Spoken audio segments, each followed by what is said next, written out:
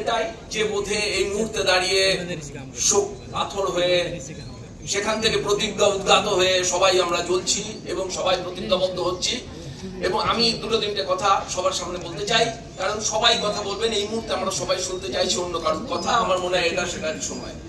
প্রথম কথা হচ্ছে যে আমি সবার সামনে এবং পার্টিকুলারলি জুনিয়র ডাক্তার যারা এই আন্দোলনটা করছেন এবং যে আন্দোলনটা স্বাভাবিকভাবেই তারা তাদের ভালো লাগছে দেখতে যে তারা কত ম্যাচিওর হয়ে উঠছেন। আমার মনে হয় গত 15 দিনে যারা এই আন্দোলন পরিচালনা করছেন তাদের নিজেদের মধ্যেও যে ম্যাচিওরিটি, এবং এরকম ভাবেই ঘটে একটা যুদ্ধক্ষেত্রে দাঁড়ালে প্রথমে সৈনিক হয়, সৈনিক থেকে সে জেনারেল হয়, জেনারেলের পর সে ফিল্ড মার্শাল হয়, এবং এভাবেই আমি দেখতে পাচ্ছি যে প্রতিদিন ছেলেগুলোর মুখ পাল্টাচ্ছে এবং নতুন নতুন ছেলেরা বেরিয়ে আসছে।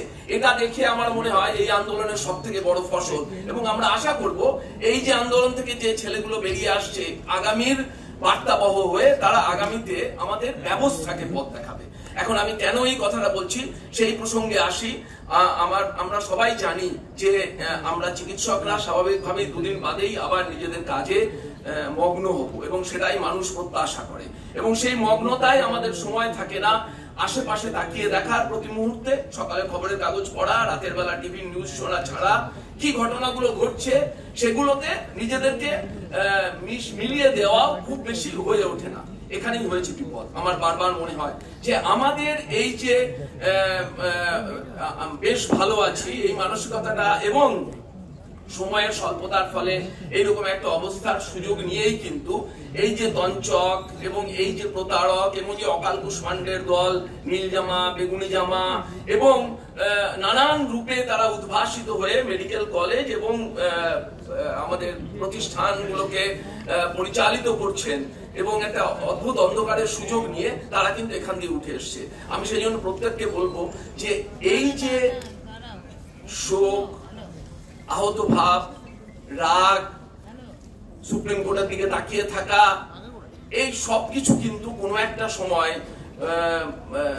থামবে, এবং থামাটাই বাস্তব, এবং আমরা সবাই নিজের নিজের কাজে ফিরে যাব। কিন্তু আমি প্রত্যেকের কাছে স্বনির্বন্ধ অনুরোধ করব, দয়া করে নজরটা জ্বালিয়ে রাখো। এই যে একটা সংঘবদ্ধতার, অদ্ভুত সংঘবদ্ধতার সময় এসছে, এবং ছাত্রছাত্রীরা এবং জুনিয়র ডাক্তাররা সংঘবদ্ধ হয়েছে এবং পথ খুঁজে পেয়েছে। এই সুযোগটাকে আরো অর্গানাইজড ইফোর্টে কনভার্ট করে এই পেশার মধ্যে যেন এই তঞ্চকগুলো আবার এসে না পড়তে পারে। I'm pretty sure that this will happen again. কারণ ওদের কোনো কাজ নেই, এটাই ওদের কাজ। আপনার অনেক কাজ আছে, যে কাজটা হচ্ছে চিকিৎসা করা। কিন্তু যদি আমি পাশে না দেখি এবং কিভাবে এরা উদ্ভাসিত হয়েছে সেগুলোর দিকে নজর না দিই, তাহলে কিন্তু আবারও এই যে থ্রেট কালচার বলে আমাদের এই মুহূর্তে প্রতিদিন চিৎকার করতে হচ্ছে, এই চিৎকারটা কিন্তু আবারও দুদিন বাদে শুনতে হবে, এবং তখন বারবার কিন্তু এইরকম দুঃখবহ ঘটনা ঘটুক আমরাও কেউ চাই না। আজকে দাঁড়িয়ে আমরা প্রত্যেকে সেকেন্ড হয়েছি, প্রত্যেকে রাস্তায় এসে দাঁড়িয়েছি, রাজপথে এসে চিৎকার করছি। তার জন্য দুঃখবহ ঘটনাটাও যেরকম দায়ী, ঠিক সেরকম দায়ী প্রশাসনের নিতান্ত অসংবেদনশীলতা এবং নিতান্ত ভাবে ঘটনাটাকে আর 10টা ঘটনার মতো বলে চেপে যাওয়ার চেষ্টা করা।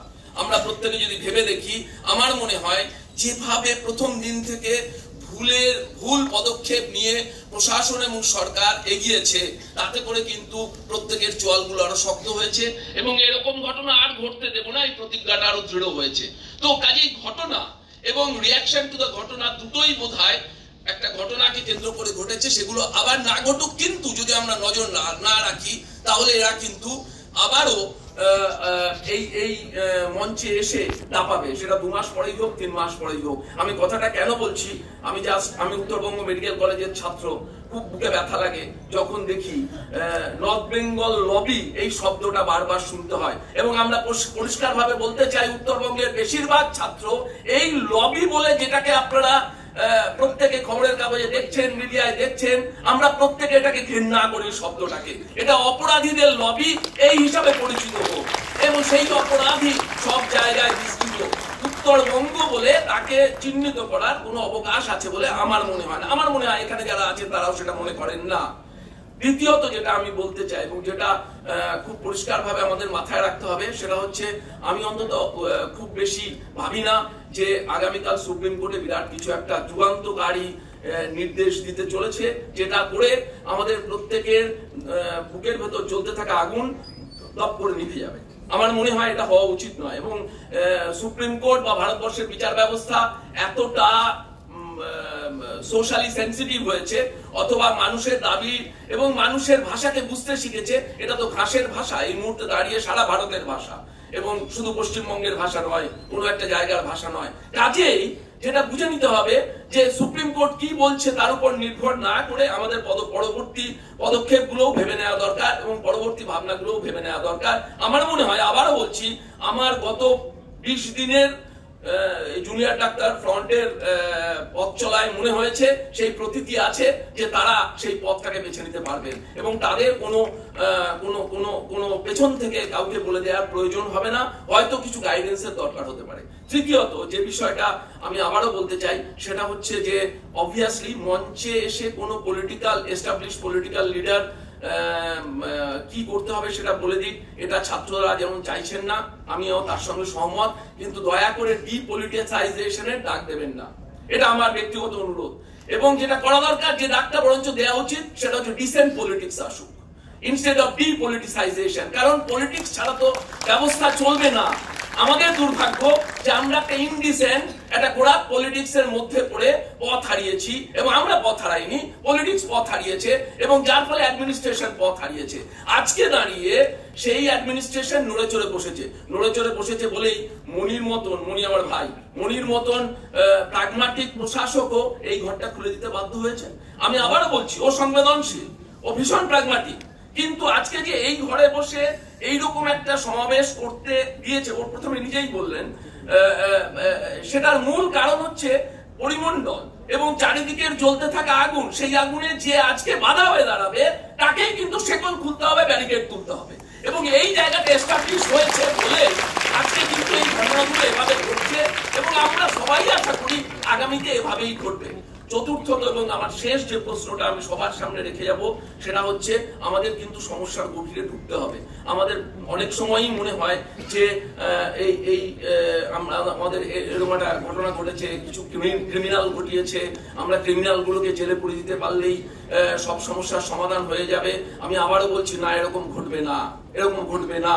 কারণ হচ্ছে হাসপাতালগুলোকে বেশ কিছুদিন ধরে পরিকল্পিতভাবে আবর্জনার স্তূপে পরিণত করা হয়েছে পশ্চিমবঙ্গে। সারা ভারতবর্ষে কতটা হয়েছে আমি অতটা সম্যক ধারণা নেই, এবং তার মূল কেন্দ্রে আছে হাসপাতালগুলোতে অপরিকল্পিত বেসরকারীকরণ। আমি আবারও বলছি, আমার ব্যক্তিগত ধারণা, সরকারি হাসপাতালকে যদি বেসরকারি ক্ষেত্রের কাছে উন্মুক্ত করা হয় তাহলে লতাগুল্ম জন্মাবেই, এবং এইটা যদি আমরা না বুঝি, সেখানে যদি চুক্তিভিত্তিক কর্মী নিয়োগের উপর জোর দেওয়া হয়, সেখানে যদি সবকিছুকে বেসরকারীকরণ করার সরকারের দায়িত্ব, সরকারি ক্ষেত্র তো কর্পোরেট হাসপাতালের মতন হবে না, সেজন্যই তো সরকার দায়বদ্ধতার মানুষের প্রতি, সেটা না ভেবে প্রাইভেট পাবলিক পার্টনারশিপের নাম করে এবং তার আরো বেশি এগিয়ে এসে প্রাইভেটাইজেশনের নাম করে যেরকম ভাবে কিছু সবুজ ধানের ক্ষেতকে হলুদ করা হয়েছে এবং ধাপে ধাপে সেগুলোকে করা হয়েছে। আপনি দেখুন না, আজকে দাঁড়িয়ে যারা রেডিওলজির স্টুডেন্ট আছেন তারা সব থেকে ভালো জানেন। আমি দায়িত্ব নিয়ে বলছি, এই হাসপাতাল আমাকে সব দিয়েছে, সব শিখিয়েছে এসএসকেএম, কিন্তু এসএসকেএম এর রেডিওলজি ডিপার্টমেন্টে আমি খুব দায়িত্ব নিয়ে বলছি, এখানকার কোন রিপোর্টের উপর আমি ভরসা করি না। কেন করি না? কারণ রেডিওলজি ডিপার্টমেন্ট আমাকে তুলে দিয়েছি প্রথম থেকে কিছু ব্যবসাদারের হাতে, যেখানে দাঁড়িয়ে কোনো কোয়ালিটি কন্ট্রোল বলে কিছু নেই। আমরা সেই একইভাবে তুলে দিতে চেয়েছি বাকি প্রতিষ্ঠান, বাকি অংশগুলোকে, অত সফল হয়নি অন্যান্যগুলোকে। কিন্তু রেডিওলজি ইজ এন এক্সাম্পল, যেখানে প্রফিট আছে, যেখানে মধু আছে, সেখানে ব্যবসাদার আসবে। আমি কেন আজকে এই প্রসঙ্গটার অবতারণা করছি, যে খুনিগুলো এসে আমার বোনকে কেড়ে নিয়ে গেছে, তারা কিন্তু এইরকম দুর্নীতির কেন্দ্রগুলো সবসময় মধুমাণ্ডকে কেন্দ্র করে গড়ে ওঠে, এবং সরকারি ক্ষেত্রকে বিক্রি করার যে আয়োজন পশ্চিমবঙ্গে করা হয়েছে দুর্নীতির সাথে, সেটাকে যদি সামগ্রিকভাবে বড় চোখে না দেখা যায়, নীল নকশাকে যদি খোলা চোখে না দেখে, না আমার ওটা কাজ নয় বলে আমরা চোখ বন্ধ করে থাকি, অত তলিয়ে ঢুকবো না বাবা, আমার কাজটুকু হলেই হলো না, হবে না, আবার ঘরে এসে পিটিয়ে যাবে, আবারও খুন হবে এভাবে। সেটা আজকে যে দুঃখজনক ভাবে হয়েছে সেভাবেই হোক, অন্য কোনো ভাবেই হোক। কাজেই এই একটা দুঃখবহ ঘটনা, একটা মৃত্যু আমাদের অনেক প্রশ্নের সামনে দাঁড় করিয়েছে। আমার মনে হয় ছাত্ররা, জুনিয়র ডাক্তাররা আমাদের আরো জোরে ধাক্কা দিয়ে সামগ্রিকভাবে সমাজের বিভিন্ন অংশকে আলোড়িত করে আজকে সবাই এসছেন, এইরকম একটা আন্দোলনে অংশ নিয়েছেন। আমাদের প্রত্যেকের অন্তর্দৃষ্টি জাগ্রত হোক এবং আমরা প্রত্যেকের মতন করে ভাবি। কিন্তু হাসপাতালগুলোকে বেসরকারীকরণের যে চেষ্টা চলছে, পরিকল্পনা চলছে, সেটাকে সরকারি হাসপাতালগুলোকে সেটাকে যদি না রোখা যায় আগামীতেও এটা ঘটবে আবার। এই কথাটা বলে আপনাদের প্রত্যেককে আবারও আমি সতর্কিত করে কারণ আমি প্রায় 94 সাল থেকে 2024 সাল 30 বছর এই হাসপাতালে কাটিয়ে আমি অবসর নিয়েছি।